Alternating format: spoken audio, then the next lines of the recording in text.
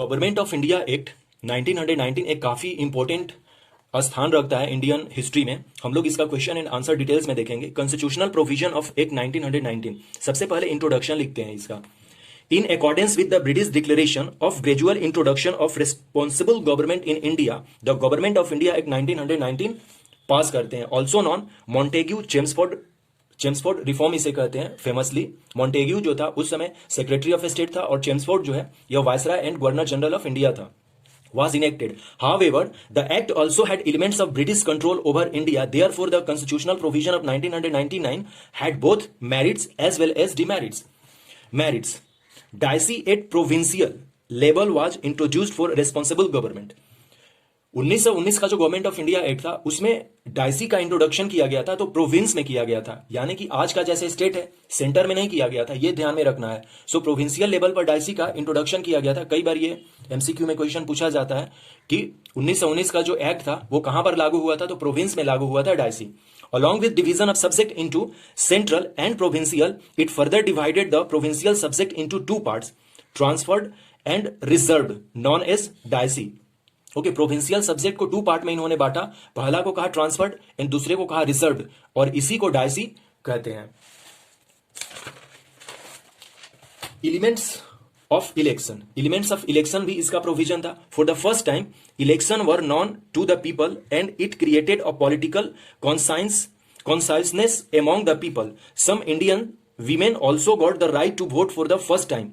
पूछा जाता है कि इंडियन वुमेन्स को सबसे पहले राइट कब मिला था वोट देने के लिए, तो वो 1919 के एक्ट के द्वारा ही मिला था। So some Indian women also got the right to vote for the first time. Merit based recruitment को ये मतलब कि सपोर्ट करता था। It provided for the establishment of a public service commission, legislative checks and balance through bicameralism. Indian legislative council replaced by bicameralism. यहीं पर bicameralism legislative का introduction होता है इंडियन पॉलिटिक्स में, जिसको कि अपर हाउस और लोअर हाउस कहा जाता है। अपर हाउस को काउंसिल स्टेट कहते हैं, लोअर हाउस को लेजिस्लेटिव असेंबली कहते हैं, और फाइनली इंक्रीज रिप्रेजेंटेशन करते हैं इस लेजिस्लेटिव में। 1919 से पहले लेजिस्लेटिव काउंसिल होता था इंडिया में, इसको रिप्लेस करके बाइकैमरलिज्म लेजिस्लेटिव बनाया गया, जिसको कि अपर हाउस और लोअर हाउस कहा गया। और इसमें सिंपल सी बात है, जब ये नया एक्ट है तो कुछ लोगों को और ज्यादा रिक्रूट किया जाएगा और उनमें पार्टिसिपेट करेंगे इंडिया के लोग। डिमेरिट्स क्या थे इसके? मेरिट्स तो हम लोगों ने देखा।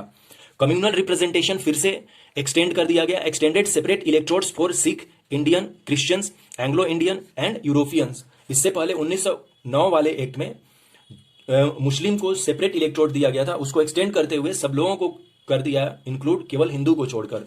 Narrow franchise, lack of effective transfer of power, limited impact, the dual scheme of governance, that is diocese in the province, was too complicated to be smoothly worked and was largely unsuccessful. Conclusion अब इसका करते हैं। The swift enactment of Rowlatt Act, जो कि मार्च 1990 में आया था, to sustain martial law and restrict public activities, ineffective response to a major influenza outbreak and the Jallianwala Bagh massacre, जो कि 13 अप्रैल 1919 को हुआ था, provide for an actual barometer of constitutional provision of 1919।